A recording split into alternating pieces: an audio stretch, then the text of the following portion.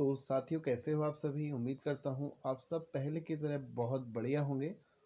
और आज के इस वीडियो में हम देखने वाले हैं, दर्रे देखेंगे, हम लोग नदियाँ देखेंगे और कौन से हिमालय के बीच में कौन सी दो नदियाँ आती हैं जहाँ से आपका एग्जाम में क्वेश्चन बनता है, उसके बारे में हम यहाँ पर बात करने वाले हैं।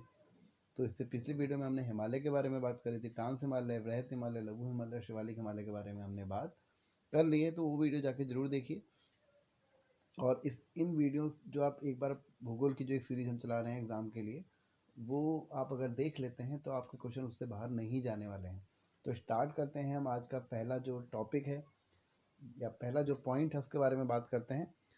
सबसे पहले तो जब हमने हिमालय के बारे में बात करी थी तो मैं उसमें एक नया पॉइंट ऐड करते हुए बता रहा हूँ कि अराकान जो यूमा है ये कहाँ पड़ता है। भारत और म्यांमार की सीमा के पास आपको देखने को मिलेगा। जैसे ये आपको पता है ये वाला पोर्शन है, यहाँ पर ये भारत का ऊपर वाला हिस्सा और ये ऐसे करके यहाँ पे गया हुआ है। तो यहाँ पर आपका म्यांमार है, जिसको पहले बर्मा बोला जाता था। और ये वाला जो आपकी श्रेणी है, ये वाली जो ये लाइन है, बाउंड्री लाइन कह सकते हैं इसको, प्राकृतिक सीमा है ये। किसकी है? भारत और हिमालय की। क्या है उस पर्वत का नाम? Arakan Yoma. एक क्वेश्चन आता है कि क्या ये हिमालय का ही भाग है? हाँ बिल्कुल, ये हिमालय का ही भाग है। तो एक पॉइंट हमने ये देखा कि अराकान योमा हिमालय का ही भाग है। अब आगे देखते हैं। कुछ क्वेश्चन मैंने कराए थे क्लास में, जैसे कि हिमालय की रचना समानांतर वाले श्रेणियों से हुई है, जिसमें से प्राचीनतम क्या है श्रेणी, प्राचीनतम श्रेणी कौन सी है? तो कौन सी है हिमालय में? तो वो है वृहत हिमालय। और सबसे नवीन श्रेणी कौन सी है? शिवालिक। हिमालय की ही जो 3 पर्वत श्रेणियां हैं जिसमें उसमें सबसे प्राचीन कौन सी है? वृहत हिमालय, या जिसको महा हिमालय है ना बोला जाता है। तो वो सबसे प्राचीन और सबसे नवीन कौन सी है? शिवालिक। और शिवालिक के दक्षिण में क्या पड़ता है? भावर। और भावर के दक्षिण में तराई। तराई में उत्तराखंड में कौन से कुएं पाते हैं? कौन से कुएं पाए जाते हैं? पाताल तोड़। आगे देखते हैं।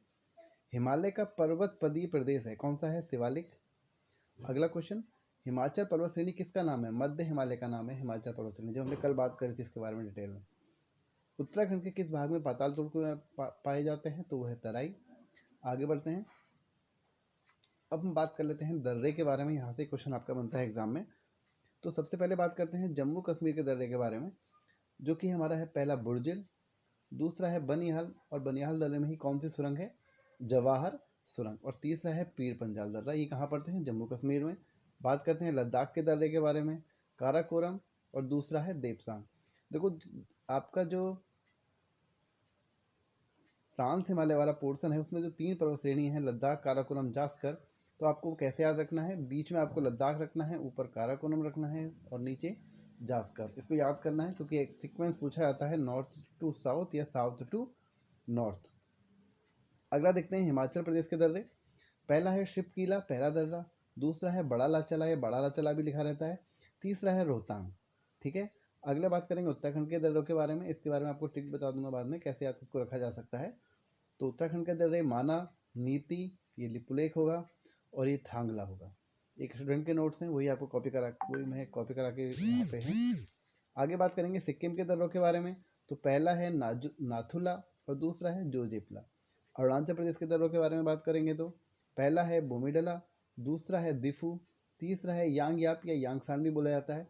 और फोर्थ, अगला इस राज्य की बात करेंगे तो मणिपुर में एक प्रमुख दर्रा है जिसका नाम है तुजू। तो देखते हैं हम यहाँ पर कैसे इसको याद रख सकते हैं। हिमाचल प्रदेश के दर्रे को आप एक शब्द याद कर लीजिए, शिवराह। क्या शब्द याद करेंगे? शब्द है शिवराह। सी से शिवकीला, बा से बड़ा लाचला, राह से रोहतांग। इसी तरह सिक्किम का नाच कैसे याद सकते हैं? या तो सिक्किम का नाच याद कर लीजिए, या नाच थोड़ा कम होना चाहिए, ज़्यादा नाच भी अच्छा नहीं है, तो नाच थोड़ा कम, तो सिक्किम। तो पहला हो गया ना से नाथुला, जा से हो गया जोजिप्ला। अरुणाचल प्रदेश का याद कर सकते हैं बोदिया, एक शब्द याद कर लीजिए बोदिया। बो से बोमीडला, दी से दिफू और या से यांगयाप या यांगसान। और मणिपुर में एक प्रमुख दर्रा है जिसका नाम तुजू है, तो आप उसको ऐसे भी याद रख सकते हैं। आगे बढ़ते हैं। यहाँ पे हम देखेंगे विभिन्न नदियों ने हिमालय क्षेत्र को 4 प्रमुख भागों में विभाजित किया हुआ है। तो ये यहाँ से क्वेश्चन बनता है हमारा। अब क्वेश्चन क्या बनता है? बन जाएगा क्वेश्चन कि नेपाल हिमालय को बताइए कौन सी 2 नदियों ने घेरा हुआ है। तो उसी क्वेश्चन का हम आगे चल के आंसर देखते हैं। सबसे पहले आएगा हमारा कश्मीर हिमालय, या इसको हम क्या बोलते हैं, पंजाब हिमालय। कश्मीर हिमालय या पंजाब हिमालय इसको बोला जाता है। कौन सी दो नदियों के बीच में है, एक है सिंधु और एक है सतलज। तो ये वाला जो एरिया है कौन सा, ये क्या कहलाता है, कश्मीर हिमालय। आगे बढ़ते हैं, सतलज और काली नदी के बीच में कौन सा हिमालय पड़ता है, कुमाऊं हिमालय। अगला नेपाल हिमालय, कौन सी दो नदियों के बीच में है, काली नदी और तिस्ता नदियों के बीच में, ये वाला आपका नेपाल हिमालय हो गया। याद करने के भी ट्रिक भी बताऊंगा, एक शब्द याद कर लेंगे जिससे हमारा पूरा क्लियर हो जाएगा। फिर आएगा असम हिमालय, जो कि है तिस्ता और दिहांग नदियों के बीच में। अब इसको याद कैसे रखा जाए, एक शब्द याद कर लीजिए यहाँ से। देखो मैं थोड़ा पढ़ाने का मेरा तरीका यही रहता है कि बस आपको मैं क्लास में ही याद करा दूँ, मेरी कोशिश यही रहती है। तो सिस कार्ती से आप कैसे याद रख सकते हैं इसको, पहले वाले सी से सिंधु और उसके बाद है सा से सतलज, तो यानी कि कश्मीर हिमालय सिंधु और सतलज के बीच में आ गया। फिर है कुमाऊं हिमालय आएगा, आपको मैप थोड़ा बहुत तो आइडिया आपको होना ही चाहिए कि कश्मीर के बाद आपको कुमाऊं देखने को मिलता है यहाँ पर।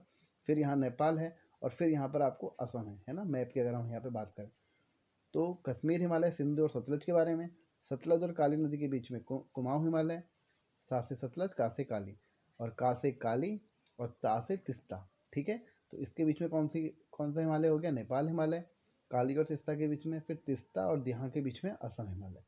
तो ये हमने देखा। आगे बढ़ते हैं, थोड़ी सी पिक थोड़ी सी क्लियर नहीं है। प्रायद्वीपीय पठार के बारे में बात करेंगे, कौन सा हिस्सा आएगा इसके अंदर, ये गुजरात से लेके ये वाला, ये पूरा का पूरा एरिया, तिकोना जो एरिया है ये प्रायद्वीपीय पठार के अंतर्गत आता है। इसके बारे में हम यहाँ पर बात करने वाले हैं। तो देखिए सबसे पहले तो यहाँ पर अगर बात करें, क्या लिखा हुआ है, यह त्रिभुजाकार आकृति का है। तो देखिए त्रिभुजाकार आकृति बन रही है कहीं ना कहीं, त्रिभुजाकार आकृति का है। और अरावली श्रेणी, इसकी एक प्राचीन पर्वत श्रेणी है जिसका नाम है अरावली। अरावली कहाँ पाई जाती है हमारी, अरावली आपको यहाँ देखने को मिलेगी राजस्थान वाले एरिया में। अरावली श्रेणी प्री कैम्बियन काल की चट्टानों से निर्मित अत्यंत प्राचीन व अवशिष्ट पर्वतमाला है। तो पर्वतमाला है होगा यहाँ पर। तो अरावली क्या है, सबसे प्राचीन पर्वत श्रेणी है, इसको आपको याद रख के चलना है। और बारिश के मौसम में जब पश्चिमी विक्षोभ आते हैं, जलवायु वाले चैप्टर में पढ़ेंगे, तो यहाँ पर एक माउंट आबू पर्वत है इस अरावली श्रेणी में, जो कि यहाँ राजस्थान में बारिश का एक प्रमुख कारण बनता है। अगला पॉइंट देखते हैं, अरावली की सर्वोच्च चोटी गुरु शिखर है। कैसे याद रखा जा सकता है, अरावली से अगर रॉ हटा देंगे तो अव्वल, अव्वल मतलब होता है शिखर, तो गुरु शिखर। फिर उसी तरह विंध्याचल पर्वत अधिक पुराना व घर्षित मोरदार पर्वत श्रेणी, जैसे ही अरावली है वैसे ही विंध्याचल पर्वत भी अत्यधिक क्या है, पुराना पर्वत श्रेणी है। ये क्या है, ये दक्षिण भारत को उत्तरी भारत से अलग करती है। कौन, विंध्याचल पर्वत श्रेणी। ये हमारा दक्षिण भारत की अगर बात करें, गुजरात से कन्याकुमारी तक का प्रायद्वीपीय पठार, तो यहाँ पर आपकी विंध्याचल पर्वत श्रेणी है। फिर आएगी आपकी नर्मदा नदी, फिर आएगा आपका सतपुड़ा, है ना, फिर आएगी यहाँ पे ताप्ती नदी।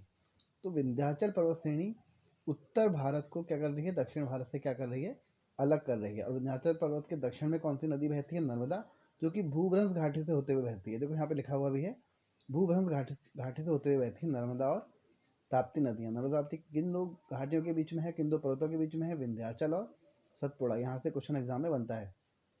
आगे देखते हैं, सतपुड़ा ब्लॉक पर्वत का उदाहरण है। ब्लॉक पर्वत क्या होता है, इसके बारे में हम जब फिजिकल ज्योग्राफी पढ़ेंगे, भौतिक भूगोल पढ़ेंगे, उस समय हम यहाँ पर बात करेंगे, और वो आपके इन्हीं 15 दिन के अंदर कंप्लीट हो जाएगा। तो आगे देखते हैं, जिसके दोनों ओर नर्मदा व ताप्ती नदी बहती हैं। सतपुड़ा पर्वत के देखोगे आप, ये सतपुड़ा पर्वत हो गया यहाँ पर, इसके ऊपर नर्मदा और नीचे ताप्ती नदी, इसी की बात यहाँ पे कर रहा है। सतपुड़ा की सर्वोच्च चोटी है धूपगढ़। सतपुड़ा की सर्वोच्च चोटी क्या है, धूपगढ़। कैसे याद रख सकते हैं, सत से सौ, पुड़ा से पूड़ी, 100 पूड़ियों का गढ़। आप अपने अपनी ट्रिक बना सकते हैं, बस एक याद करने का तरीका बना रखा है, इसको किसी और तरीके में और समझ के मत लीजिएगा। अब मैकाल एक पर्वत है, इसकी सर्वोच्च चोटी कौन सी है, अमरकंटक। ये भी एग्जाम में बनता है क्वेश्चन। अमरकंटक से 2 नदियों का उद्गम होता है, एक है हमारी नर्मदा और दूसरी है हमारी सोन नदी। बात करेंगे आगे, मेघालय। मेघालय की गारो खासी जयंतियाँ भी दक्षिणी प्रायद्वीप का ही हिस्सा है, याद रखना है। अब मेघालय कहाँ पड़ता है, ये वाला पोर्शन हो गया हमारा, ये यहाँ पे जो पड़ेगा ये होगा हमारा मेघालय। तो मेघालय में जो आपकी 3 पर्वत श्रेणियाँ हैं मेघालय में, यहाँ पर ये मेघालय में पहले पड़ती है गारो, ठीक है, गारो। दूसरी पड़ेगी यहाँ पे खासी, और तीसरी यहाँ पे पड़ेगी जयंतियाँ। ठीक है, तो खासी जो हमारी पर्वत श्रेणी है मेघालय में, यहाँ पे सबसे अधिक बारिश होती है, जिसका नाम क्या है उस स्थल का? उस स्थल का नाम क्या है? मासिन राम। क्या नाम है? मासिन राम। और यहाँ पर कम से कम हम 1500 के आसपास, 1500 सेंटीमीटर के आसपास यहाँ पे बारिश हमको देखने को मिलती है। और एक थोड़ा सा आप कंपेयर करेंगे, जो सबसे ज़्यादा बारिश हमको वैसे देखने को मिलती है भारत में, पश्चिमी तट की साइड देखने को मिलती है। यहाँ पे आपको 200 सेंटीमीटर है बारिश, और कहाँ 1500 सेंटीमीटर। तो बारिश को नापते किस में है? सेंटीमीटर में नापते हैं। क्वेश्चन मुझसे क्लास में बच्चा पूछ भी रहा था कि सेंटीमीटर में क्यों नापते हैं। तो जब बारिश होती है तो एक हमारे पास इक्विपमेंट होता है, एक फनल होता है आई थिंक, उसको हम रख देते हैं यहाँ पर, उसको यहाँ पे कुछ सेंटीमीटर में होता है, फिर हम नापते हैं कि कितनी बारिश हो रही है। आगे बढ़ते हैं। यहाँ पे हम पठार देख लेते हैं कुछ प्रमुख ऐसे कि तेलंगाना का पठार है ना, और ये हो गया हमारे यहाँ पे कर्नाटक का पठार, ये हो गया महाराष्ट्र का पठार, ये हो गया मालवा का पठार, यहाँ पे छोटा नागपुर का पठार, ये बुंदेलखंड का पठार, और इसके यहाँ पर क्या है? हमारा मेघालय का पठार। तो पठार का आपको थोड़ा बहुत आइडिया होना चाहिए कि कहाँ पर है, तो एक बार मैप देख लेंगे, उससे आइडिया आ जाएगा आपको। तो आगे बढ़ते हैं। अब हम बात करेंगे पश्चिमी घाट और पूर्वी घाट के बारे में। तो देखिए, जो पश्चिमी घाट आपको और पूर्वी घाट है, इसके बारे में हम अगले वीडियो में बात करते हैं। वीडियो थोड़ा लेंदी हो गया है, तो हम आपको कल एक मॉर्निंग में फिर से वीडियो मिल जाएगा, तो हम इसके बारे में मॉर्निंग में बात करेंगे, पश्चिमी घाट और पूर्वी घाट के बारे में। आपको क्वेश्चन का आंसर देना है, मनेरी झेलम परियोजना